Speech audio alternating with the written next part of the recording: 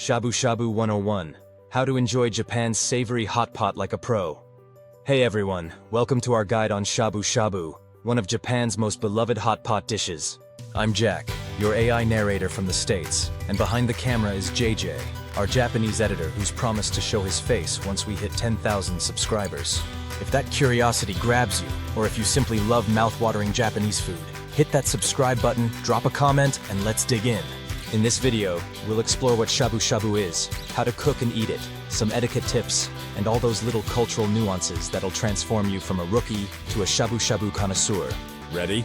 Let's swirl that meat in the broth and get started. 1. What is shabu-shabu? The basics. Shabu-shabu is a Japanese hot pot dish, named after the swishing sound you make when you stir slices of meat in a steaming pot of broth. Shabu-shabu.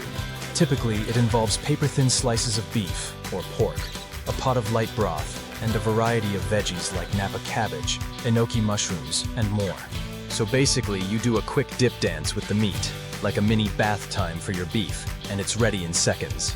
Bath times have never been so delicious. A quick history: while sukiyaki is an older dish, shabu-shabu in its modern form gained popularity around the 1950s in Osaka. It's said to have been partially inspired by Chinese hot pot but took on a distinctly Japanese spin. Lighter, more minimal seasoning in the broth. Now it's a staple comfort food across Japan, perfect for gatherings or special occasions. 2. Setting up your shabu-shabu experience, the broth and ingredients. Shabu-shabu typically uses a kombu-based broth, just water plus a piece of kelp for subtle umami. Some restaurants might add a hint of dashi or sake. Around the pot, you'll find plates of thinly sliced meat, beef or pork, plus tofu, mushrooms, leafy greens, carrots, and maybe udon noodles for after you're done cooking the meat. If you spot the just add water and kelp approach, it might feel like an incomplete soup. But trust me, the real flavors come from the swirling meat and veggies. The sauces, the magic also lies in dipping sauces. Ponzu, a citrusy soy sauce that's tangy and refreshing. Goma, a creamy sesame sauce, often a fan favorite for that rich, nutty flavor. Some places have a spicy chili oil mix too. Experiment. Half the fun is deciding which sauce you prefer for each bite. 3. How to shabu-shabu like a pro. The swish-swish method.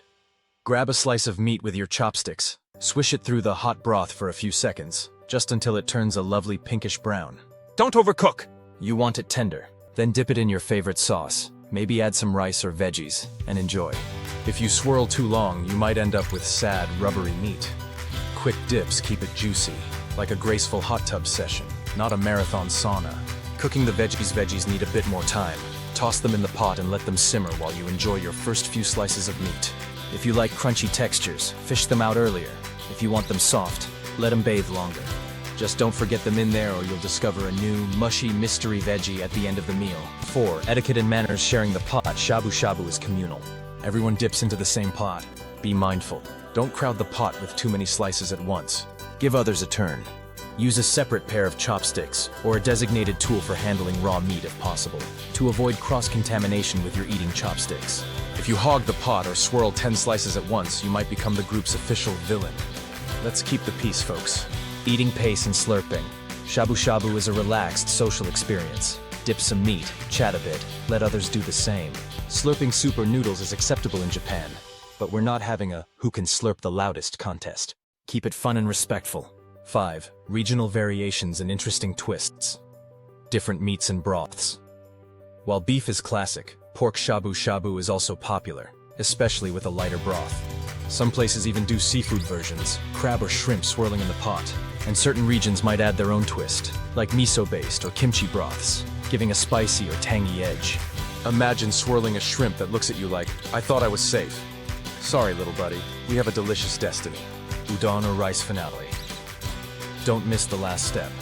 After you've enjoyed the meat and veggies, many diners toss in udon noodles or add cooked rice to the remaining broth for a final soup.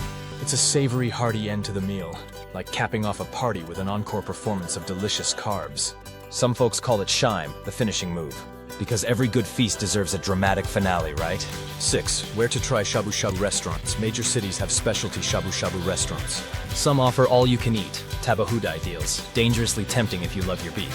Prices can vary widely, from budget-friendly chains to high-end spots with premium wagyu. If it's your first time, consider a mid-range place so you can get the authentic vibe without breaking the bank.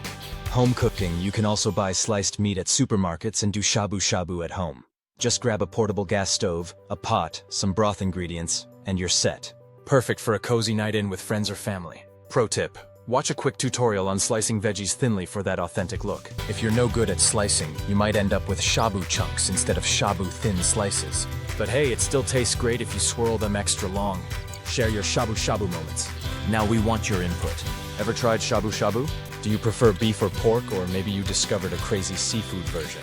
Did you master the swirl technique or end up with overcooked sadness?